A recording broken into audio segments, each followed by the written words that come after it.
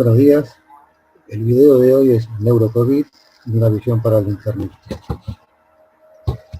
Como sabemos, la estructura del coronavirus, del beta coronavirus COVID-19, está constituido por un RNA, que es un RNA de cadena simple, de sentido positivo, que está incluido en un nucleocápside de morfología helicoidal. Está rodeado este nucleocápside por una cápsula bilipídica, una envoltura bilipídica, y presenta 4 proteínas que son fundamentales para la virulencia y para el mecanismo de acción del virus. Está constituido por la proteína de la espícula, o spike, la proteína de la nucleocápside, la proteína de la membrana y la proteína de la envoltura.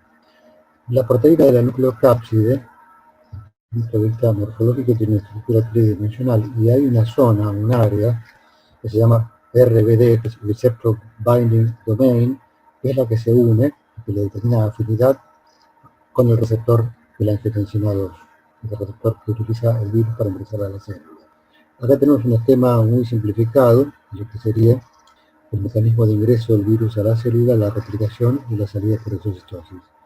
Entonces, se une el virus a través de la proteína spike, el receptor de la angiotensina 2, esto a través de una proteasa que tiene huésped transmembrana, que se llama TMRWS, que es una serin proteasa. Lo que hace es activar la proteína S y permite la fusión con la membrana y el ingreso por endocitosis. Una vez en el interior de la célula, se genera replicación del RNA con producción de proteínas estructurales del virus. Hay replicación del RNA del virus, posteriormente se produce el ensamblado de las proteínas con el RNA y la formación de una partícula viral completa que se expulsa, sale de la célula a través del mecanismo de exocitosis.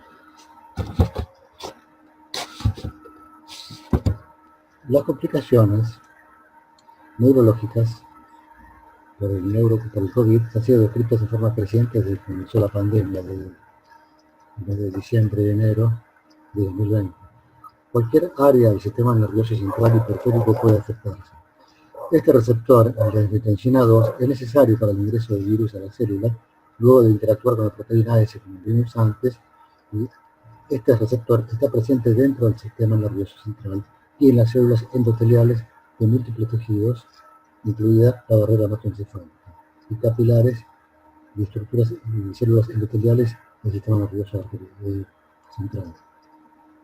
Se describen varios mecanismos de daño. Uno de ellos podría ser la invasión directa, como en el caso de la encefalitis necrótica hemorrágica, si bien en muchos casos la presencia del virus no se ha demostrado, ni en el líquido cefalorraquídeo, ni en las necropsias en el interior de las neuronas.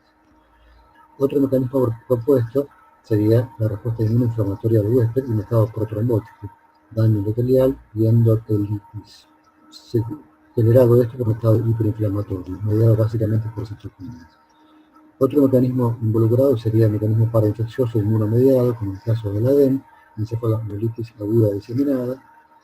El otro mecanismo es el mimetismo molecular o molecular mimicry, donde existirían similitudes entre el epitope de estructuras mielínicas o axones y estructuras del mismo virus. Entonces existiría una respuesta cruzada contra estructuras propias del sistema nervioso central y periférico.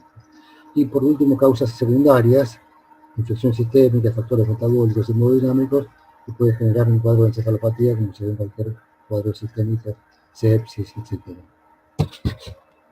Existe una disrupción de la barrera hematoencefálica, que es una de las alteraciones anatómicas y funcionales que permitiría el ingreso del virus al sistema nervioso central.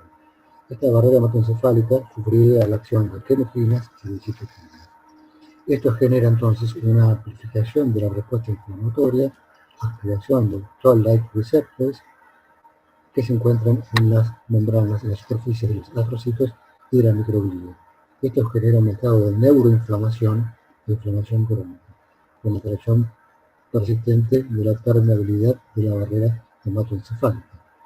Esto puede generar lo que se observan posteriormente en la infección aguda, que son las secuelas post-COVID, como por ejemplo síntomas neurocognitivos o síntomas conductuales, trastornos depresivos, trastornos de ansiedad.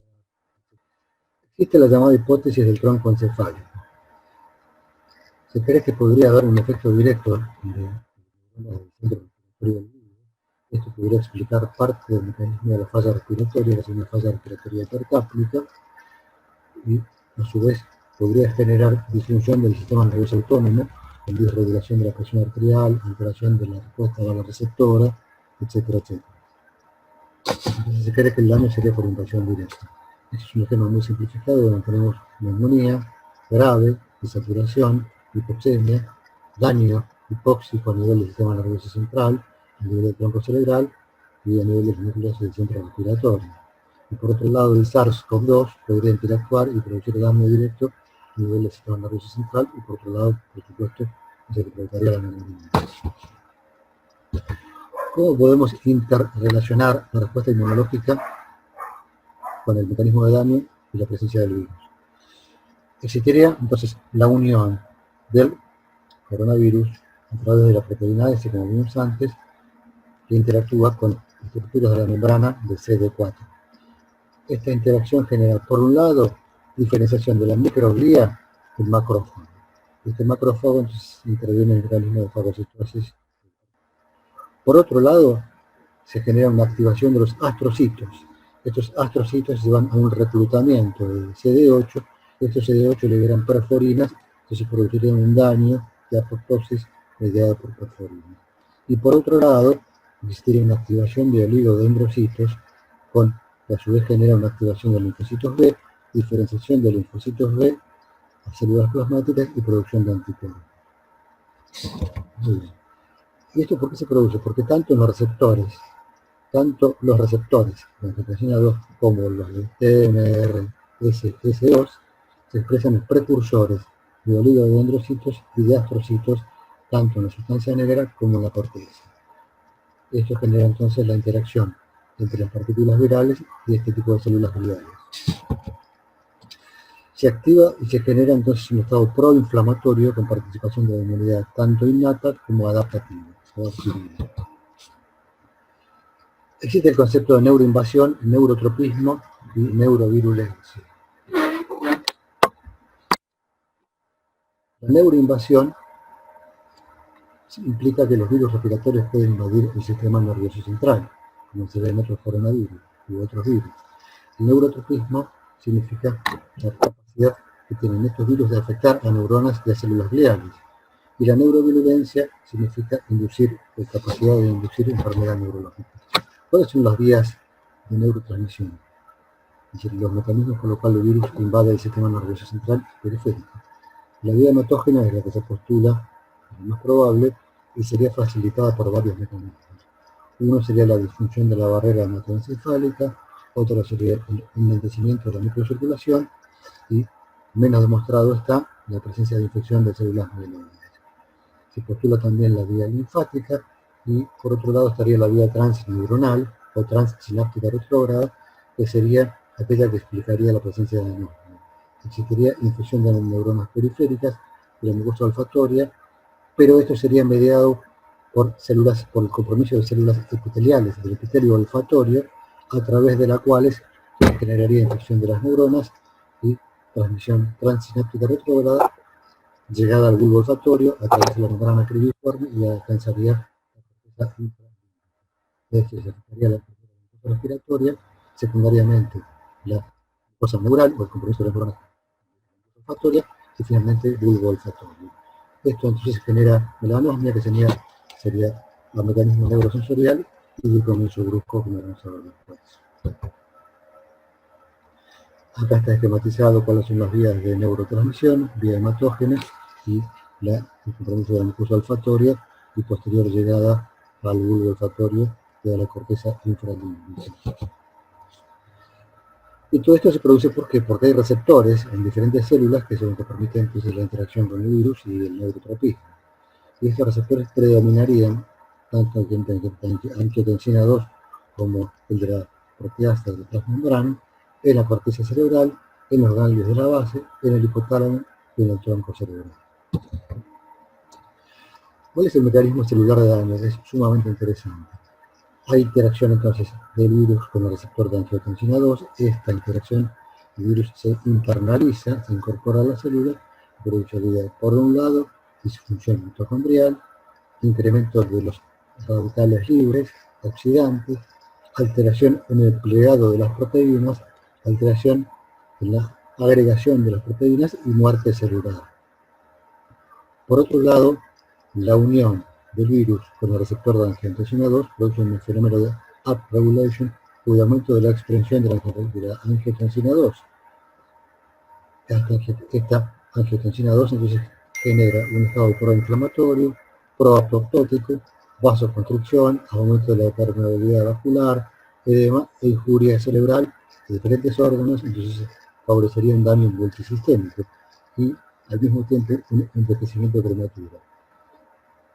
Esta upregulation a su vez genera una disminución de la regulación y de la conversión de angiotensina 2 en angiotensina 1 a 7, que tiene entonces un efecto antiinflamatorio, antiapoptótico. Disminuye entonces este tipo de angiotensina y disminuyen estos mecanismos antiinflamatorios y antiapoptóticos, predominando los efectos producidos por la angiotensina 2. Yendo un poco al aspecto clínico, ¿cuál es la presentación clínica del neurocovid? Estos datos fueron obtenidos de 214 pacientes de Wuhan, China, donde surgió la pandemia en diciembre del 2019, y se observó que el 36% de los pacientes tuvo un grado de afectación neurológica. Se describieron tres categorías.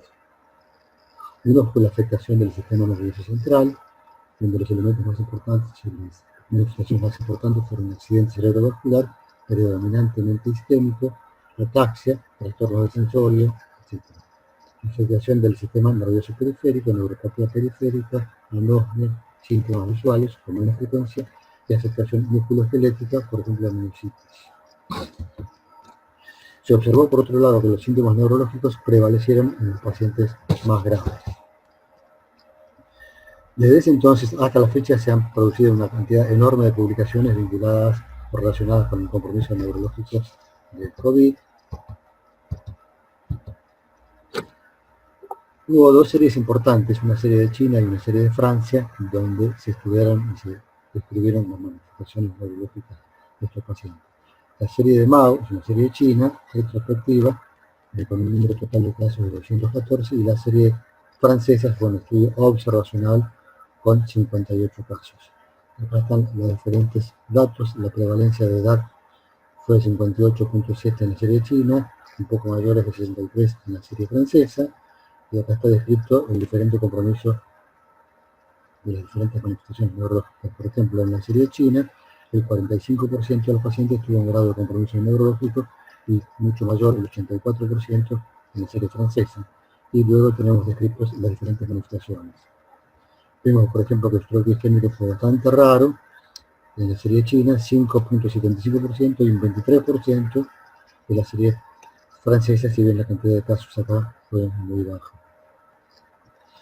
Esta sería una forma agregada o una agregación de las manifestaciones neurológicas en pacientes con COVID obtenido de esta serie, donde se vio que las manifestaciones más frecuentes del sistema nervioso central consistieron en mareos, cefalea, accidente cerebrovascular, trastorno del sensorio, hemolitis transversa, encefalitis necrotizante aguda hemorrágica, etc. Y las manifestaciones del sistema nervioso periférico consistieron en hipogeusia, hiposmia, neuralgia, síndrome de Guillain-Barré, etc. Estas son las diferentes frecuencias de los compromisos neurológicos también obtenidos de otras series, donde vimos que mialgias fueron descritos en 6 casos, lo que da un porcentaje promedio del 27%, cefaleas descritas en 5 series, 12%, el mareo 9%, estado confusional 9%, y las crisis epilépticas muy poco frecuentes, 5%. Y se observó, como dato de color, que más de un tercio de los pacientes con infección presentaron síntomas neurológicos durante el curso de la enfermedad. Hubo otro porcentaje que tuvo la manifestación neurológica como manifestación inicial, inclusive a veces en forma aislada. Esto está sacado de una base de datos de la Sociedad Española de Neurología con fecha del 12 de abril del 2020.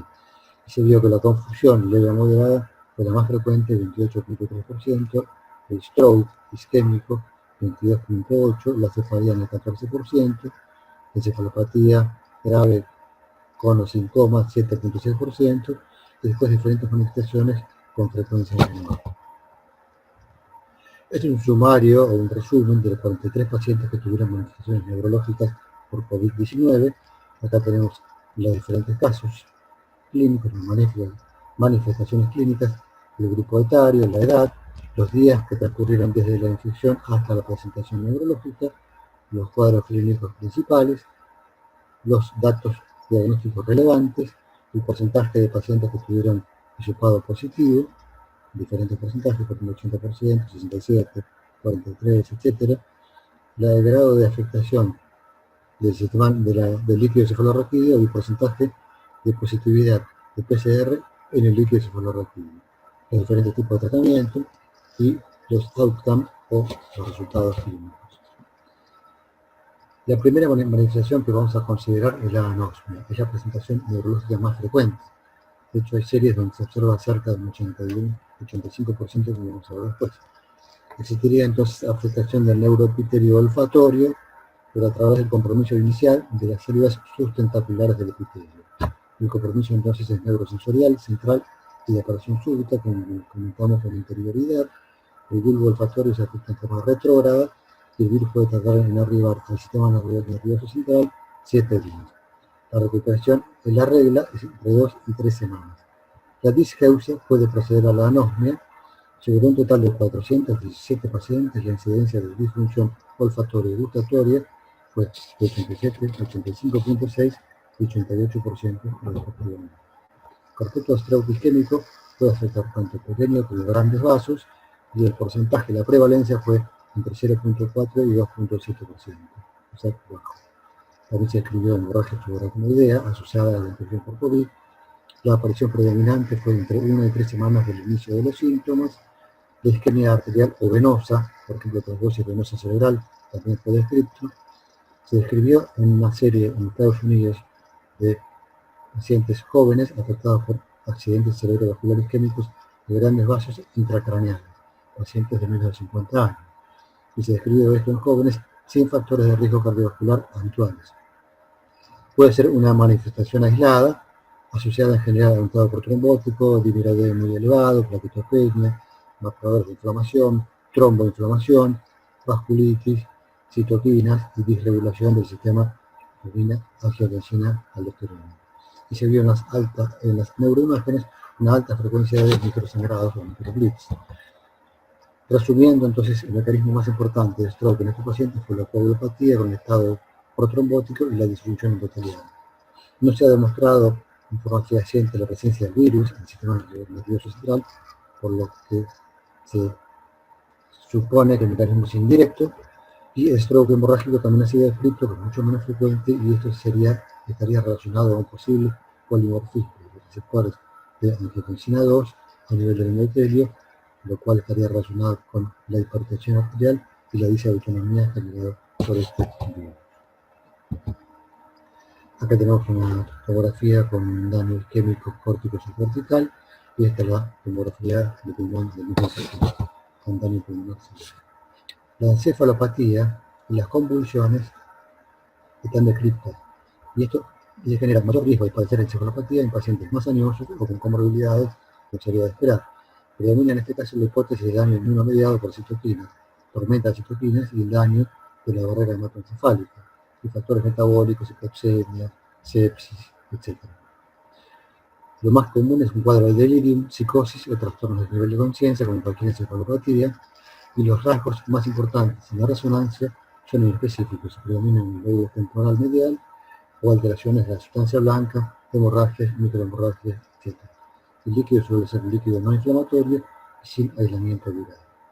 Se describió también la encefalitis autoinmune, oxoclones, mioclones, espasmos de convergencia, que son poco frecuentes, como se ve también en las encefalopatías paraneoplásicas. También puede afectar el tronco y producir lo que se llama encefalitis de Bickerstaff. Los autoanticuerpos que se describen en encefalitis autoinmune como N-metil-D-aspartato receptor son negativos. o los que se observan en encefalomielitis autoinmune, como la caupolina 4, con la enfermedad de Vick, también están ausentes. Y el mecanismo de daño se cree que sería por tormenta de citoquinas. La encefalitis, no encefalopatía, encefalitis se describe en pocos casos con aislamiento del SARS-CoV-2. El SARS-CoV-2 en el líquido cefalorraquídeo es un líquido inocente con poca respuesta inflamatoria y las áreas afectadas, según hallazgos en la resonancia, predominan en la región temporal mesial, ventrículo lateral e hipocampo. Otra entidad es la encefalopatía necrotizante aguda hemorrágica, que se cree que es un proceso neurodegenerativo agudo que se presenta en forma infrecuente y que es muy severo. La resonancia lo que se observan son áreas de necrosis y de edema y lesiones hemorrágicas anulares que realzan en contraste, que son multifocales y simétricas en ambos tálamos, como se observa acá,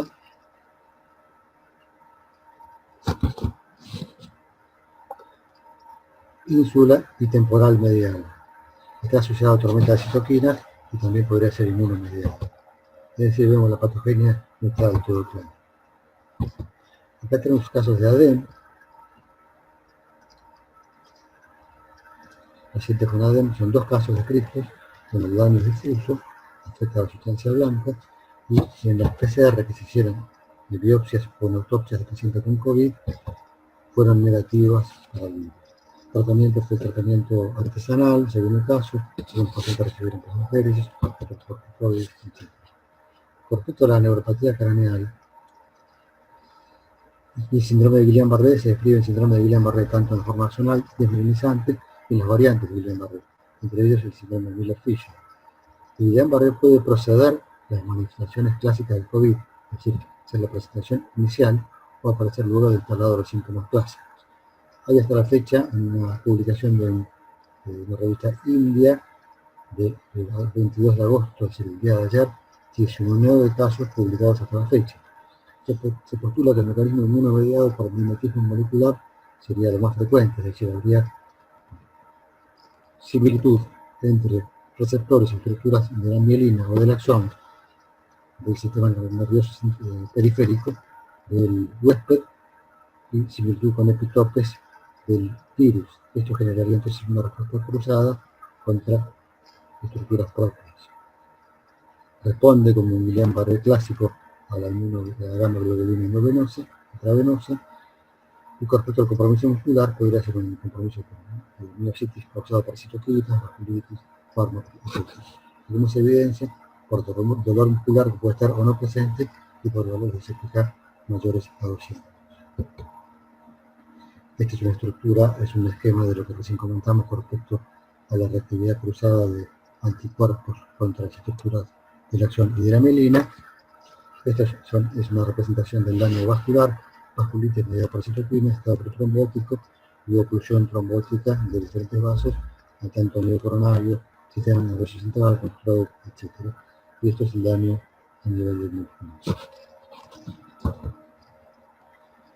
Entonces acá tenemos un esquema de la fisiopatología de la afectación de la mucosa nasal, de los nervios periféricos y del encéfalo por los mecanismos que comentamos antes. Daño mucosa olfatoria, esto sería compromiso vascular, estado protrombótico con isquemia, de vasos arteriales, trombosis venosa, daño mediado por citoquinas, con encefalopatía, convulsiones, etc. y meningitis. Los pacientes que murieron, ¿cuáles fueron los hallazgos más importantes anatomopatológicos? Se describieron casos de vasculopatía intracraneal, micro y macroblitz, que son lesiones que tienen riesgo de sangrado, a veces se observan en pacientes asintomáticos o pacientes con stroke, y son lesiones que potencialmente pueden sangrar, y cambios similares a la encefalopatía posterior reversible.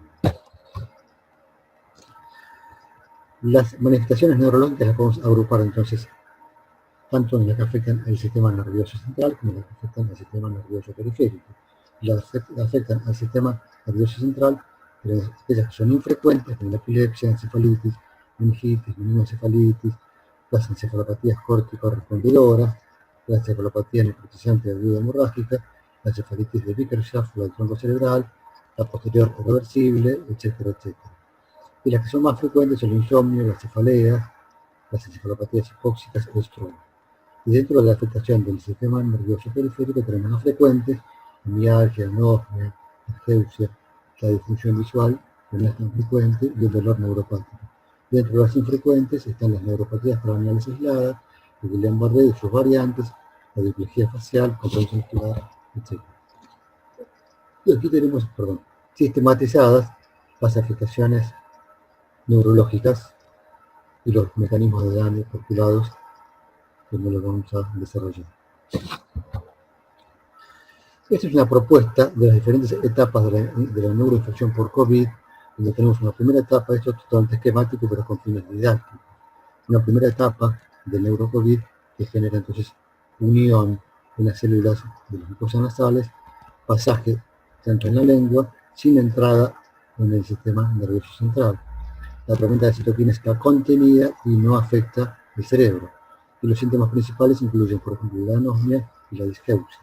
Hay una segunda etapa donde hay progresión de la infección, donde se genera liberación de citoquinas, a veces en grado excesivo, con tormenta de citoquinas. Esto genera inflamación en los vasos sanguíneos y un nivel aumentado de coagulación, aumentado de hipercoagulabilidad.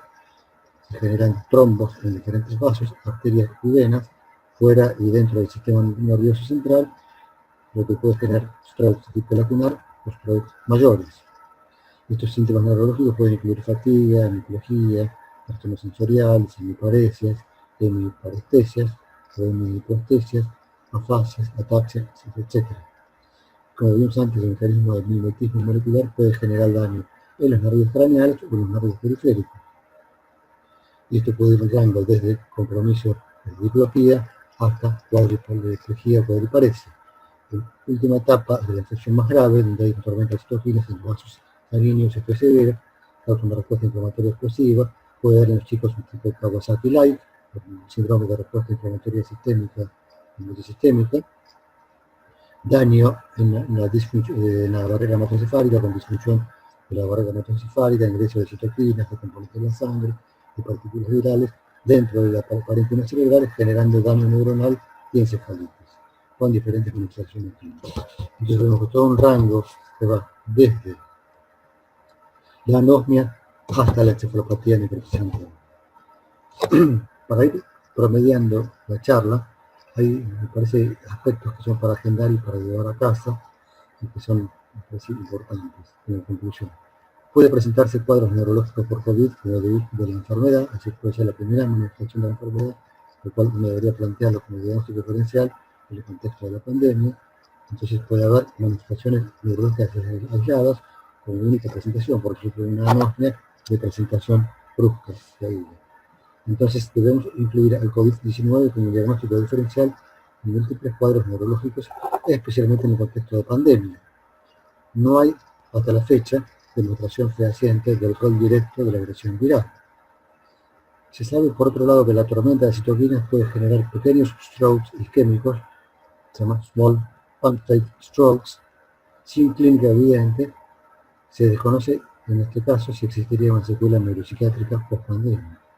Por otro lado, debería considerarse el efecto directo del aislamiento, per se, el impacto psicológico del estrés, que es un generador también de citoquinas y de daño inflamatorio. Por otro lado, futuros estudios epidemiológicos y registros de casos van a permitir dilucidar la incidencia real de estas afectaciones, los mecanismos de daño, los mecanismos patogénicos y las opciones terapéuticas disponibles. Y por último, no disponemos de un tratamiento antiviral efectivo hasta la fecha. Bueno, esto ha sido todo. Muchas gracias.